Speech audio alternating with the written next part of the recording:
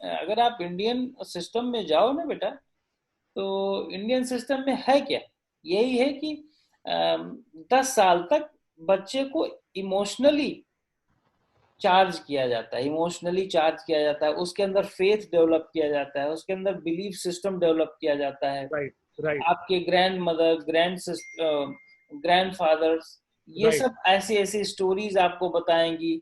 Imaginary capacity, dreaming की capacity गजब की इंक्रीज की जाती है छोटे छोटे राइट बच्चों में, कि ड्रीम करे, खूब ड्रीमर राइट बने। राइट। लेकिन 10-11 साल के बाद उसको उसके अंदर लेफ्ट ब्रेन में, मींस कि उसके अंदर एक लॉजिकल पार्ट को एक्टिव करने की कोशिश की जाती है कि अब दुनिया है क्या, उसको लॉजिक से देखो। अब करेक्ट। 18 साल तक तो लॉजिक वाला पार्ट आ गया, मींस हाँ। कि एक ब्रेन को 10 साल तक एक्टिव किया, राइट। फिर दूसरे ब्रेन पर आप आ गए एडल्ट में, 18 साल 20 साल तक।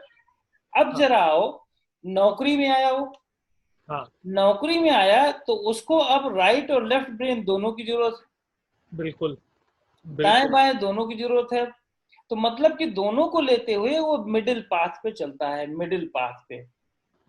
तो अब तो गृहस्थ में आ गया, भाई राइट। शादी वादी करेगा, नौकरी जॉब करेगा, तो मिडिल पाथ में नहीं चलेगा तो वो सरवाइव कैसे करेगा?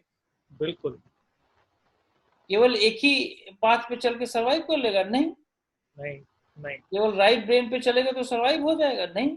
लेफ्ट ब्रेन पे चलेगा तब भी नहीं। बढ़िया। मिडिल पाथ ही आपको, आपकी एंजाइटी को, आपके डिप्रेशन को, आपके इमोशनल पार्ट को बैलेंस करता है। अच्छा। हाँ, हमेशा हमेशा मिडिल पाथ हर एक चीज को बैलेंस करता है। तराजू है, तराजू का दोनों हिस्सा तब तक बराबर नहीं होगा जब तक आप बीच में नहीं आएंगे, सेंटर पे नहीं आएंगे डंडी के। राइट। तो आपने कुछ वीडियो में ये सीधे बैठने की बात छेड़ी हुई है जिससे आप सेंट्रल नर्वस सिस्टम पे आ सकते हो। भाई तो हाँ बिल्कुल, क्या हाँ, करें? तो ये फिर टेक्निक को कैसे अपनाया जाए योगी सीधे की डेली लाइफ सीधे बैठने का मतलब क्या है? सीधे बैठने का पर्पज यह है कि आपकी बीच का हिस्सा ये है, स्पाइन बीच में है आपकी पूरी बॉडी में? के, जी। Right part body, left part body, है ना? Right. Right brain, left brain, तो बीच का हिस्सा जब आपका प्रेशर में आता है तो इस पूरी बॉडी का लोड आपके स्पाइन पर आ गया। अच्छा। जब पूरी बॉडी का लोड आपके स्पाइन पे आ जाएगा और आप वर्टिकल हैं, राइट। तो पूरी बॉडी का लोड जब आपके स्पाइन पर आता है तो आपके स्पाइन के अंदर पेन शुरू होएगा। हाँ। पेन होएगा, पेन हाँ। होना चाहिए। हाँ।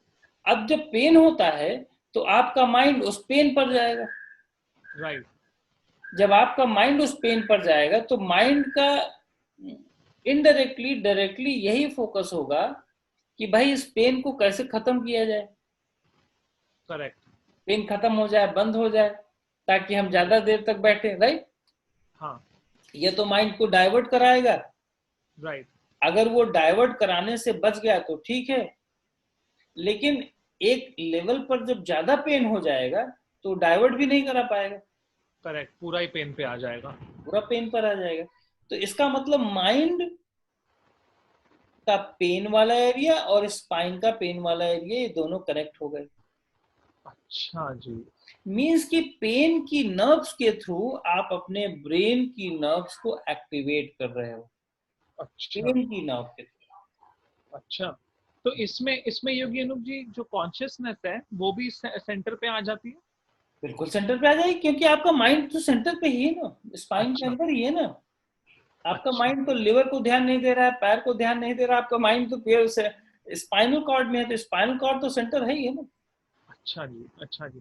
तो ये एनजाइटी और डिप्रेशन में ये दोनों में ये चीज एंजाइटी, आप। डिप्रेशन, ब्रेन की सारी ग्रोथ हाँ। जो बैलेंस्ड ग्रोथ होती है। अच्छा जी। तो योगी अनूप जी जैसे आपने सेंटर पे आने की बात छेड़ी, तो अगर सेंटर पे मतलब ये बैठ के आप कह रहे हैं स्पाइनल कॉर्ड से, जैसे स्पाइनल कॉर्ड से आप सेंटर पे आ सकते हैं और ये काफी देर तक अगर ये चीज की जाए, काफी महीनों तक, काफी दिन तक, तो जो टेंडेंसी है ब्रेन की राइट में जाने की, इमेजिनेशन में जाने की, क्या वो धीरे धीरे खत्म हो जाएगी? खत्म नहीं होती, खत्म तो करना भी नहीं ना हमें उसको, अच्छा। उस पे कंट्रोल करना कि कंट्रोल। जब चाहे ड्रीम कर लो, जब चाहे नहीं।